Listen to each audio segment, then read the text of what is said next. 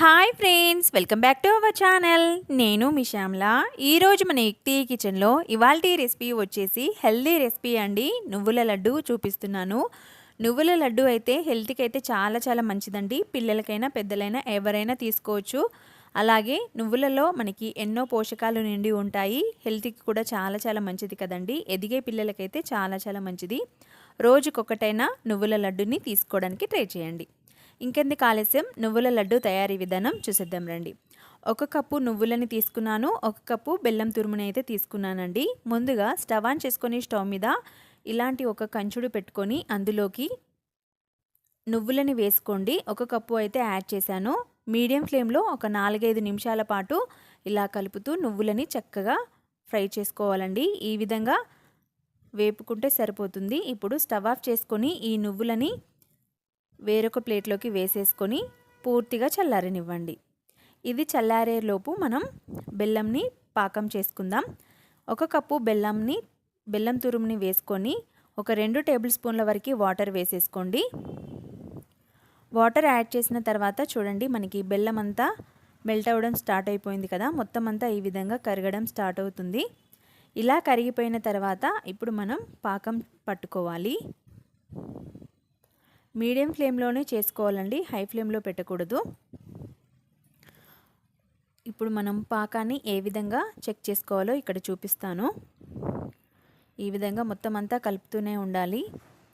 ఇప్పుడు కొద్దిగా బెల్లం సిరప్ని తీసుకొని ఇలా నేను చూపిస్తున్న విధంగా బౌల్లో వాటర్ వేసి తీసుకొని ఇలా కొద్దిగా వేసి చూడండి.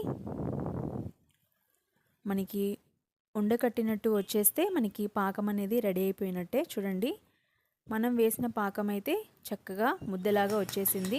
ఇక్కడ మీకు సౌండ్ వినిపిస్తుంది చూడండి. ఇలా ట్యాప్ చేస్తే సౌండ్ రావాలి, అప్పుడే మనకి పాకం రెడీ అయినట్లు. ఇప్పుడు స్టవ్ ఆఫ్ చేసేస్తున్నాను. స్టవ్ ఆఫ్ చేసేసుకొని మనం వేపిన నువ్వులని బెల్లం పాకంలోకి వేసేసుకొని మొత్తం అంతా కలిపేసుకోండి. ఇలా వేడి మీదే అంతా నువ్వులని కూడా వేసేసుకొని మనం పట్టిన బెల్లం పాకంలో నువ్వులన్నీ కలిసేలాగా ఈ విధంగా అంతా కూడా కలిపేసుకోండి. ఇలా చక్కగా కలుపుకున్న నువ్వులని నేనైతే ఇప్పుడు పక్కకు దింపేస్తున్నానండి. ఇదే వేడి మీద కొద్దిగా నెయ్యిని యాడ్ చేస్తున్నాను. నెయ్యి కూడా హెల్త్కి చాలా చాలా మంచిది కదండి. సో కాస్త నెయ్యిని అయితే యాడ్ చేశాను, 1 స్పూన్ వరకు. ఈ వేడి మీదే మనకి నెయ్యి అనేది కరిగిపోతుంది. ఇలా మొత్తం అంతా ముద్దలాగా వస్తుంది. సో మనం ముందుగానే ప్లేట్కి నెయ్యిని అప్లై చేసేసుకొని ఉంచుకోవాలండి.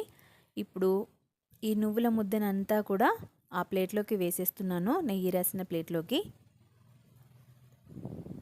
ఇలా మొత్తం అంతా వేసేసిన తర్వాత ఒక 2-3 నిమిషాల పాటు కాస్త చల్లారిన తర్వాత ఇలా ముద్దని తీసుకొని నువ్వుల ఉండల ముద్దని తీసుకొని ఇలా ఉండల్లాగా చుట్టుకోవడమే. మీకు కాస్త వేడిగా అనిపిస్తే వాటర్ బౌల్లో ఇట్లా జస్ట్ వాటర్ అద్దుకుంటూ మనం ఉండలని ప్రిపేర్ చేసుకోవచ్చు. ఇంట్లోనే ఈజీగా షాప్ స్టైల్లో ప్రిపేర్ చేసుకోవచ్చు అండి.